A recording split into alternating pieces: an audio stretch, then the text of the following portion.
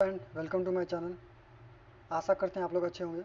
आज इस वीडियो में हम कैलेंडर को बात करेंगे, जो कि रीजनिंग का एक महत्वपूर्ण टॉपिक माना जाता है कैलेंडर। और लगभग हर एग्जाम में एक से एक क्वेश्चन तो फिक्स रहता है, एक क्वेश्चन आएगा। ठीक है, आएगा भी कैलेंडर का तो आपको डेट निकालने के लिए दे देगा, जो इस तारीख को कौन डेट था। तो हम चलिए कैलेंडर को आज जानेंगे, कैलेंडर क्या होता है, इससे कैलेंडर का डेट कैसे निकालते हैं और किन किन बातों को ध्यान रखना जरूरी है कैलेंडर के क्वेश्चन को सॉल्व करते हुए। तो चलिए वीडियो स्टार्ट करते हैं। उससे पहले अगर आप लोग चैनल पर नए हैं तो चैनल को जरूर सब्सक्राइब कर लीजिए और वीडियो अच्छा लगे तो शेयर कर दीजिएगा। चलिए वीडियो स्टार्ट करते हैं।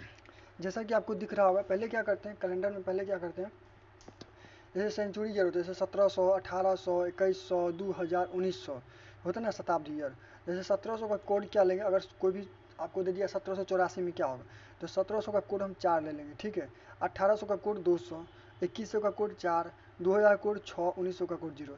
ये कोड आपको समझ हो गए, ये कोड आपको काम करेगा आगे क्वेश्चन सॉल्व करने में। हम जो बता रहे हैं वो ध्यान से देखिए ध्यान से सुनिए। अब देखिए, अब हम लिखे हैं यहाँ पे ईयर का कोड लिख दिया, जनवरी से लेकर दिसंबर तक यहाँ पे ईयर का कोड है। तो क्या 144, 025, 036, 146। तो याद करना है, जनवरी का 1, फरवरी का 4, मार्च का 4, अप्रैल का 0, ऐसे से पूरा ऐसे ही जाएगा, दिसंबर तक 6 होगा। ठीक। Sunday, Monday, Tuesday, Wednesday, Thursday और फ्राइडे। यहाँ पे क्या होगा, फ्राइडे, फ्राइडे और फ्राइडे के बाद क्या होगा, सैटरडे। तो फ्राइडे का हो गया 6, सैटरडे का 7। तो ये डे का कोड है। जैसे संडे का कोड क्या होगा 1, मंडे का 2, ट्यूसडे का 3, वेडनेसडे का 4, थर्सडे का 5, फ्राइडे का 6, सैटरडे का 7।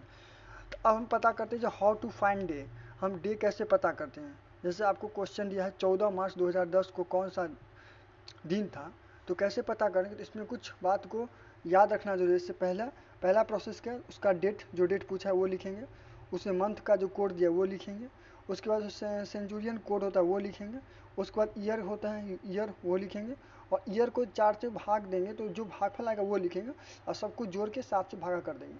फॉर एग्जाम्पल हम लिए हैं 14 मार्च 2010, तो 14 मार्च 2010 को क्या लिखेंगे, कैसे बनाएंगे, देखिए डेट क्या है 14, तो डेट की जगह 14 लिख दीजिए, 14 प्लस मंथ कोड क्या है, मार्च में कितना आता है, मार्च 4 पे आता है, मार्च कितना पे आता है, मार्च 4 पे आता है, तो 4 लिख दीजिए यहाँ पे।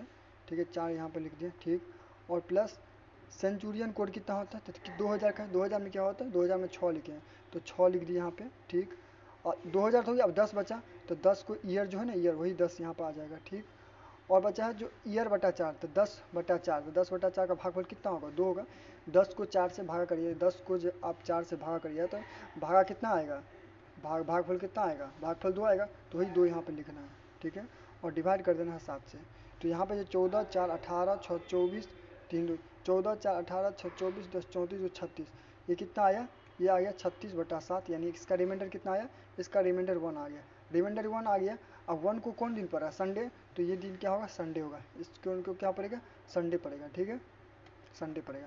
यानी 14 मार्च 2010 को कौन सा दिन था, तो संडे था।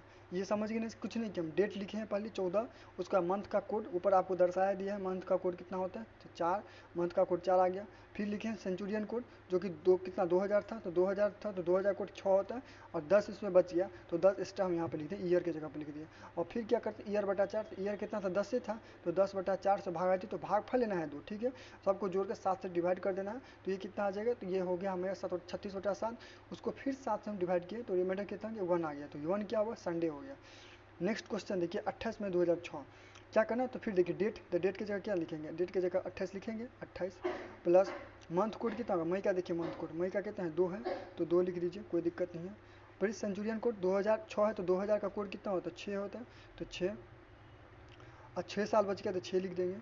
और जो 6 बचा ईयर हो गया, अब ईयर बटा 4, तो 6 है, तो 6/4 यानी भागफल कितना आएगा, भागफल 1 आएगा, 1 आएगा। सबको जोड़ कर हम 7 से डिवाइड करेंगे, तो कितना आ गया, 28, 2, 30, 6, 36, 6, 42, 1, 43, यानी 43/7, यानी कितना हो गया, तो 43/7 का मतलब कितना हो गया, 7, 6, 42, 1, यानी रिमाइंडर कितना आया, रिमाइंडर 1 आ गया, कितना आ गया, रिमाइंडर, रिमाइंडर 1 आ गया। तो रिमाइंडर 1 आ गया तो कौन सा दिन पड़ेगा, रिमाइंडर 1 आ गया तो कौन सा दिन पड़ेगा, तो संडे पड़ेगा, कौन पड़ेगा, संडे। एक सेकेंड, रिमाइंडर 1 आ गया, यहाँ पे रिमाइंडर कितना आ गया, रिमाइंडर 1 आ गया, तो क्या पर रिमाइंडर 1 को क्या पड़ेगा, यहाँ पे क्या लिखा है, 1 क्या आता है, संडे, तो यहाँ भी क्या पड़ेगा, संडे पड़ेगा, समझ गए, संडे, संडे पड़ेगा, ठीक है।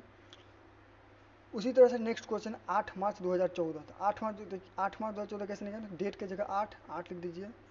मार्च का कोड क्या है, तो मार्च देख लीजिए, मार्च क्या लिखा है, मार्च का 4 लिखा है, 4 लिख दीजिए। और फिर क्या लिखना है आपको, मंथ कोड हो गया आपका सेंचुरी कोड। सेंचुरी कितना 2000, तो 2000 क्या होता है 6 होता है। 14 बचा तो 14 लिख देना है, और 14 को 4 से डिवाइड करना है ना, सब इसी पर बैठाना है। 14/4 यानी 4 तिया 12 हो गया, सबको जोड़ के 7 से भाग कर दीजिए, कितना हो गया 8 4 12 6 18, 18 18 3 21, 21 10 31 4 35, यानी कितना आ गया 35/7, यानी इसमें कितना आ गया, तो 0 आ गया। अब 0 शेष पर आ गया, 8 4 12 6 18, 18 3 21, 21 31 4 35, 0 आ गया। तो 0 क्या होगा, तो सैटरडे, और 7 और 0 क्या होता है, सैटरडे का होता है। तो इसका आंसर क्या हो जाएगा, सैटरडे होगा, ठीक है, सैटरडे।